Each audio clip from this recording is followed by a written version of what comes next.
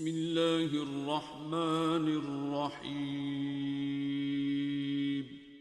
شروع اللہ کے نام سے جو بڑا مہربان نہایت رحم والا ہے۔ السلام علیکم ورحمۃ اللہ وبرکاتہ۔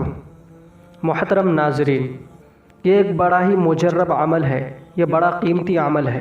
اس کو پڑھنے والا شخص ہمیشہ مالدار رہتا ہے، اس کو کسی کے سامنے ہاتھ پھیلانے نہیں پڑتے اللہ کے سوا۔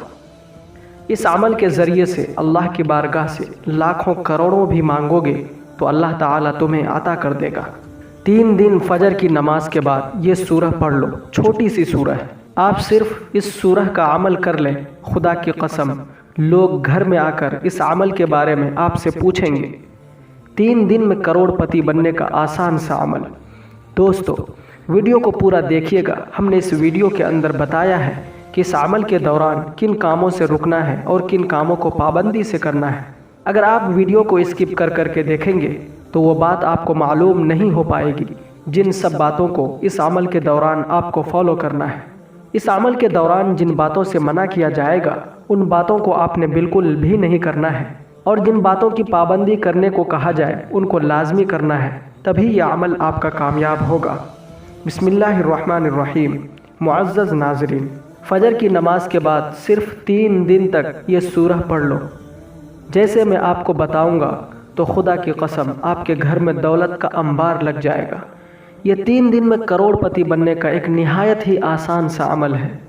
آج ہم آپ سب کے لیے ایک ایسا خوبصورت عمل لے کر حاضر ہوئے ہیں جس کی رحمتیں، برکتیں، فضیلتیں آپ خود اپنی آنکھوں سے دیکھیں گے۔ آج کے اس خاص وظیفے کی سب سے خاص بات یہ ہے کہ اس وظیفے میں آپ نے 100 مرتبہ درود ابراہیمی پڑھنی ہے، نماز والا درود پاک پڑھنا ہے۔ جب ہم ایک تسبیح درود ابراہیمی کی پڑھ لیں گے تو یقین جانے کہ درود پاک ایک ایسی دعا ہے جو ہماری حاجتوں کو، ہماری دعاؤں کو 4 چاند لگا دیتی ہے، اور ہماری حاجتیں، ہماری دعائیں فوراً اللہ کی بارگاہ میں قبول و منظور ہو جاتی ہے۔ محترم ناظرین، یہاں پر میں ایک اہم بات آپ کے ساتھ شیئر کرنا چاہتا ہوں۔ اللہ تعالی ہمیں اور آپ کو جس حال میں رکھا ہے، ہر حال میں اللہ سے راضی رہا کرے اور پرسکون رہا کرے، اس پاک ذات کا شکر ادا کرے۔ اللہ تعالی قرآن پاک میں ارشاد فرماتا ہے کہ وہی لوگ مطمئن ہیں جو میرا شکر ادا کرتے ہیں، مجھ پر ایمان رکھتے ہیں اور میرا ذکر و اذکار کرتے ہیں۔ لہٰذا جس حال میں اللہ رب العزت آپ کو رکھا ہے اس میں خوش رہا کرے، اور آپ کو جو بھی جتنے بھی توفیق ہو آپ اپنے مال میں سے غریبوں میں صدقہ ضرور کیا کریں۔ حضرت علی رضی اللہ عنہ کا فرمان ہے کہ میں نے رسول اللہ صلی اللہ علیہ وسلم کو یہ فرماتے ہوئے سنا ہے کہ جو لوگ صدقہ نہیں کرتے ہیں، جو لوگ اللہ تعالیٰ کے راستے میں خرچ نہیں کرتے ہیں، ایسے لوگوں کو اللہ تعالیٰ بدترین کر دیتے ہیں۔ اللہ تعالیٰ کی راہ میں خرچ کرنے والا انسان وہ سب کچھ لکھوا لیتا ہے جو اس کی قسمت میں نہیں لکھا ہوتا ہے۔ محترم ناظرین، میں آپ کو فجر کی نماز پڑھنے کی چند فضیلتیں بتانا چاہتا ہوں۔ حضرت عائشہ صدیقہ رضی اللہ عنہا روایت کرتی ہیں کہ رسول اللہ صلی اللہ علیہ وسلم نے طلوع فجر کے وقت 2 رکعت نماز یعنی فرض کی شان کے بارے میں فرمایا کہ ان کو پڑھنا میرے نزدیک ساری دنیا سے زیادہ محبوب ہے۔ آپ صلی اللہ علیہ وسلم نے فرمایا، جو آدمی عشاء اور فجر کی نمازوں میں آ سکتا ہے تو لازمی آنا چاہیے، اگرچہ اسے گھسٹ کے ہی کیوں نہ آنا پڑے، یعنی گھٹنے کے بل یا پیٹ کے بل گھسٹ کے آنا پڑے تو بھی آئے۔ جو شخص فجر کی نماز کی حفاظت کرتا ہے وہ اللہ تعالیٰ سے قریب ہو جاتا ہے، اللہ تعالیٰ کی حفاظت میں آ جاتا ہے، اور کسی کو حق نہیں کہ اس پر کوئی ظلم و زیادتی کرے۔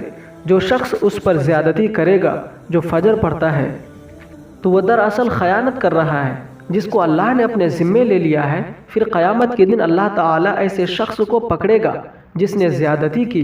معزز ناظرین، آج کا یہ وظیفہ قرآن مجید کی سب سے چھوٹی سورہ کا ہے جسے سورہ کوثر کہا جاتا ہے۔ قرآن پاک کی یہ 108ویں نمبر کی سورت ہے۔ اس کے اندر 3 آیتیں ہیں، اور یہ ایک مجرب عمل ہے، یہ بڑا قیمتی عمل ہے۔ اس کو پڑھنے والا شخص ہمیشہ غنی رہتا ہے، ہمیشہ مالدار رہتا ہے، اس کو کسی کے سامنے ہاتھ پھیلانے نہیں پڑتے اللہ کے سوا۔ اس عمل کے ذریعے سے اللہ کی بارگاہ سے لاکھوں کروڑوں بھی مانگو گے تو اللہ تعالیٰ تمہیں عطا کر دے گا۔ اس رب کے خزانے میں کوئی چیز کی کمی نہیں ہے، ہر چیز پر اس کی قدرت ہے اور ہر چیز پر اس کا قبضہ ہے، وہ ہر چیز پر قادر ہے، وہ جس کو چاہتا ہے عطا فرماتا ہے۔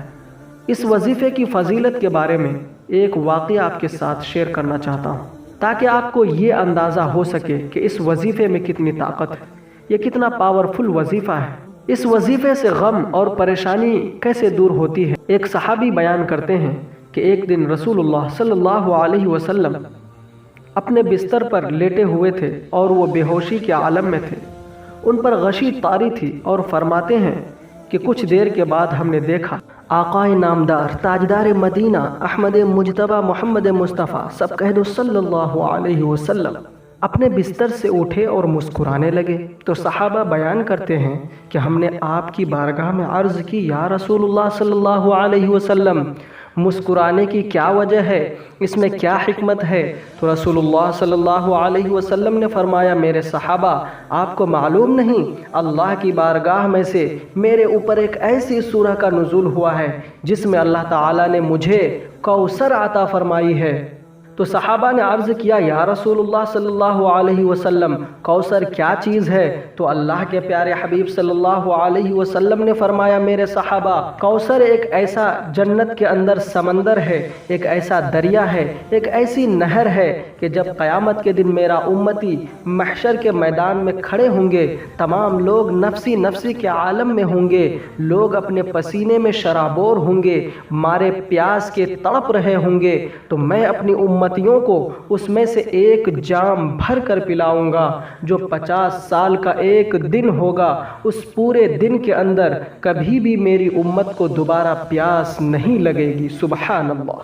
تو یہ سورہ کوثر ایسی سورہ ہے دوستو، یہاں تک اس سورہ کے بارے میں صوفیہ فرماتے ہیں کہ جو بھی شخص اس سورہ کو روزانہ پڑھتا ہے اللہ تعالیٰ اسے کسی بھی چیز کی کمی نہیں دیتے، وہ جو مانگتا ہے اسے وہ مل جاتا ہے۔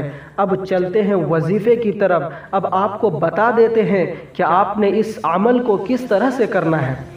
آپ نے سورہ کوثر کا عمل کم از کم 3 دن تک کرنا ہے، زیادہ سے زیادہ دن بھی کر سکتے ہیں، جب تک آپ کا مسئلہ حل نہیں ہوتا ہے، جب تک آپ کا مقصد پورا نہیں ہوتا ہے، تب تک آپ نے اس عمل کو لازمی کرتے رہنا ہے۔ انشاءاللہ بہت جلد اس کا رزلٹ آپ کے سامنے ہوگا۔ اس عمل کو آپ نے روزانہ صبح فجر کی نماز کے بعد کرنا ہے، سورج نکلنے سے پہلے آپ نے اس عمل کو کر لینا ہے۔ آپ نے سب سے پہلے 3 مرتبہ اعوذ باللہ من الشیطان الرجیم بسم اللہ الرحمن الرحیم پڑھنا ہے۔ یہ اس عمل کا حصہ ہے۔ جب آپ اعوذ باللہ من الشیطان الرجیم بسم اللہ الرحمن الرحیم پڑھ لیتے ہیں تو آپ اپنے آپ کو شیطان مردود سے حفاظت میں لے لیتے ہیں۔ اس کے بعد آپ نے 3 مرتبہ درود ابراہیمی جو ہم نماز میں پڑھتے ہیں وہ آپ نے پڑھ لینا ہے۔